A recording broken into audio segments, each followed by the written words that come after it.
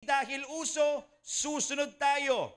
Hindi dahil uso, gagawin natin. Our topic for tonight is called trending. As simple as that. But let's see how God will navigate our youth service tonight. I am really excited. Why do we love on hopping onto trending things? Bakit ba marami ang mga tao, especially mga young people, na mahilig sumunod sa uso? First reason, because we want to be relevant. We don't want the feeling of being left out. Yung para bang hindi natin alam yung nangyayari sa paligid natin. And the best way to show to people that we are updated is to hop on to trends. Ang pinakamadaling paraan para ipakita sa mga tao na alam din natin kung ano ang nangyayari sa paligid natin ay sumunod sa kung ano ang trending. Kung ano ang usong kulay ng pananamit, naman sa atin ang gustong mapag-isa. Sino ba naman ang gusto sa ating hindi pinapansin ng iba? And the best way for us to connect with people, the best way for us to start a conversation with others is to hop on to trend kasi nagiging connected tayo sa ibang mga tao. Another reason kung bakit madalas tayong nakikiuso. Because it is easier. Madali. Ibig sabihin, di ba minsan ang hirap na gumawa ng sarili mong path? Mahirap umisip ng sarili mong idea ng pananamit. Minsan, challenging umisip ng sarili mong paraan para kumita ng pera. So, kung ano yung mga nakikita natin sa social media, sinusunod natin, ginagaya natin because it's easier. Sabi nga, sometimes, if we cannot stand out, we fit in. Kung hindi natin kayang gumawa ng sarili nating daan para magtagumpay, gumagaya na lamang tayo, sumusunod na lamang tayo. Inuulit ko ha, wala namang masama if we try to imitate something out of inspiration and we want to do it because we have a right intention in our hearts. Checking. Minsan nga hindi rin natin lubos na inaaral kung makakabuti ba sa atin ang isang bagay. Now, experts call this the bandwagon effect. Ang tawag daw po dito ay bandwagon, which means kung nasaan ang marami, sumusunod ka agad tayo. Pero, papasok na ngayon tayo sa danger ng pagsunod sa mga uso. Sapagkat bukod sa mga usong pananamit, usong kulay, usong pagkain, usong lugar, may mga alam akong trending na dapat iniiwasan.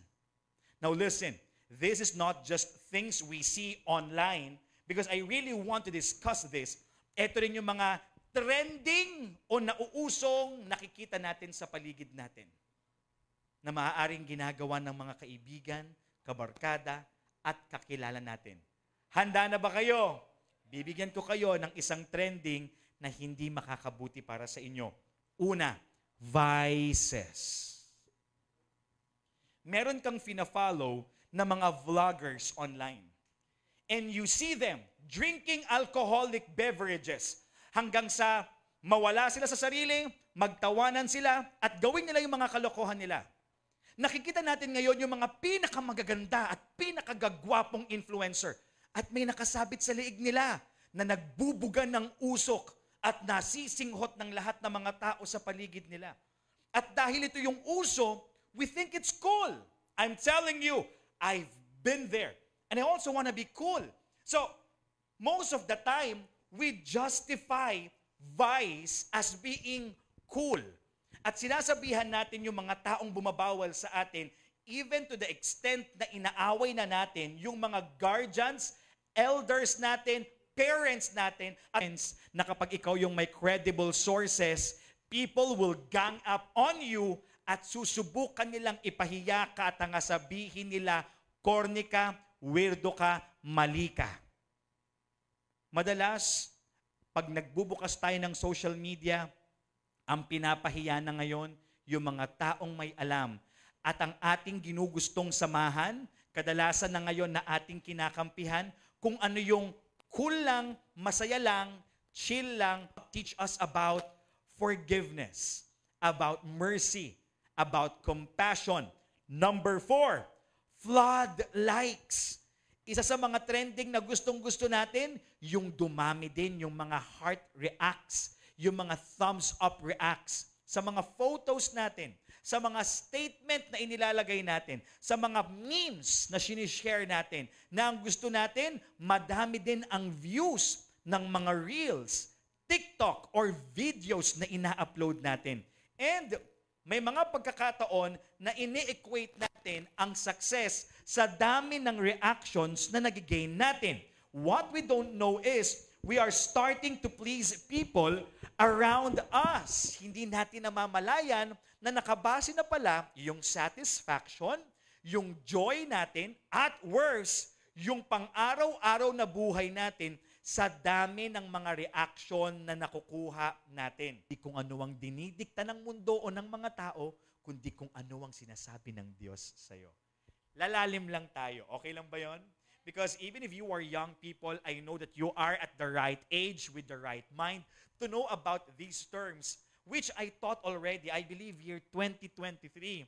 So I believe this is a perfect one. Because the evidence of the genuineness of your faith, malalaman daw nating totoo yung pananampalataya natin, malalaman daw nating totoong bukas yung mga puso natin kapag uma-attend tayo ng youth jam, kapag na-experience natin ang sanctification. Now, maaaring ma-overwhelm yung iba sa inyo. Kasi, di ba, ano bang ibig sabihin ng sanctification? Yung hindi na tayo katulad ng mundo. Lamang nananampalataya o nagsisimula pa lang matuto sa salita ng Diyos, mga spiritual babies. Tinan mo nga katabi mo, mukha bang baby yan? Maaaring mukhang baby yan. Sabi ng iba, hindi po, baby ko po. Ewan ko sa inyo, kailangan yung magpaka-justified. Kailangan yung masanctify ni Lord, ha? Baby ka dyan. O, tingin ka sa akin. Mukha mang baby yung katabi mo, pero magmamature yan. Amen? Or, punta tayo sa totoong usaping spiritual. O, tingin sa akin, maaaring nagkakamali pa yung katabi mo, pero mag-grow din yan. Tama. Gawin mo kung ano ang sinasabi ng Diyos sa iyo. So, the better explanation for going against the flow is choose to follow what God tells you to do. Palakpakan natin ang Panginoon. Speak anymore in His name. His word is in my heart like a fire. A fire shut up in my bones. I am weary of holding in it. Indeed, I cannot. Grabe yung line na, a fire shut up in my bones. Ang ibig sabihin ng shut up dito is locked in. Nakatatak sa buto ko. Yung salita ng Diyos, nasa puso ko at hindi ko mapigilan. Gustong-gusto kong i-contain pero hindi ko mapigilan. You know, this reminds me of a song. Can I invite our music team to join me here at the altar? Because this is what we are going to sing. A song in line with Jeremiah's story. Ang sabi nung kanta, Kuya Eman, can we flash it?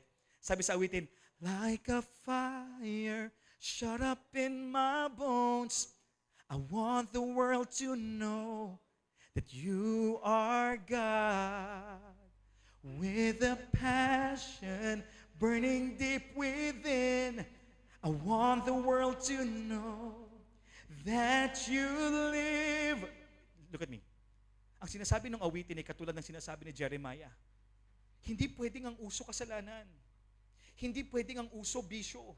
Hindi pwedeng yung uso ngayon pakikipagrelasyon, pang-iiwan at panluloko. Lord, I want to know. I want the world to know that you are real. I want the world to know that you exist. I want the world to know that you live. Whatever your position in life is, are you a student? Are you a business person? Are you an employee? Ng Diyos, ipakilala mo siya sa mga taong nasa paligid mo. That just like Jeremiah, the fire that God is putting in your heart right now should be locked in, that you cannot contain it.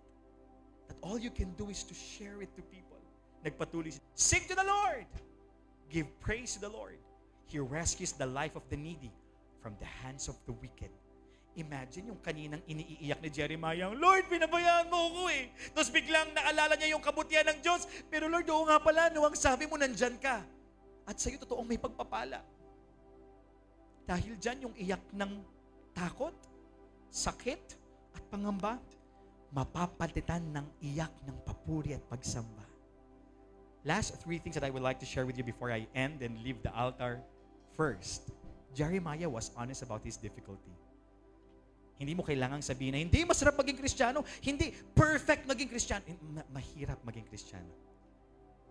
To our first-timers, There are challenges when you follow the Lord, but it's worth it. Number 2, Jeremiah remembered the goodness of the Lord. Naalala niya na sa kabila ng mga pagsubok na pinagdadaanan niya, tapat pa rin ang Diyos at mabuti pa rin ang Diyos. And that led him to number 3. He continued following and praising the Lord. I hope that now that you found the Lord, you would also continue following Him and you will continue praising Him.